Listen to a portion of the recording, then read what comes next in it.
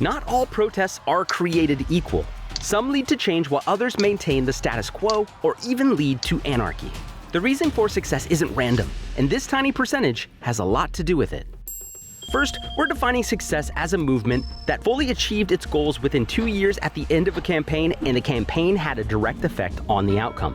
A Columbia University Press study says there are 2 things that tend to make a protest successful: nonviolence and an engagement rate of at least 3.5% of the population. That amount of engagement in the USA would be the equivalent of getting the populations of New York City and Los Angeles to all rally around one movement. The study looked at 323 campaigns for change from 1900 to 2006, particularly international cases that involved regime change or succession. Nonviolent campaigns were more than twice as effective in achieving their goals compared with campaigns that used violence. The reasons? Nonviolent movements have few barriers to entry, enabling them to mobilize more people and spread their message openly. In violent campaigns, fewer people tend to get involved, and their communication may be forced underground, reaching fewer people. Mobilizing at least 3.5% of the population is important too.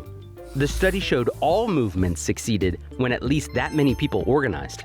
The People Power Revolution met both of these thresholds. Millions of Filipinos took to the streets in peaceful protest and prayer. Ferdinand Marcos, who led the country since 1965, was toppled within a few days of the demonstrations. The 1977 to 1979 movement in Iran that toppled the Shah's dictatorship was another successful example. It brought the Shah's regime to an end, though another regime that was even more repressive ended up in power.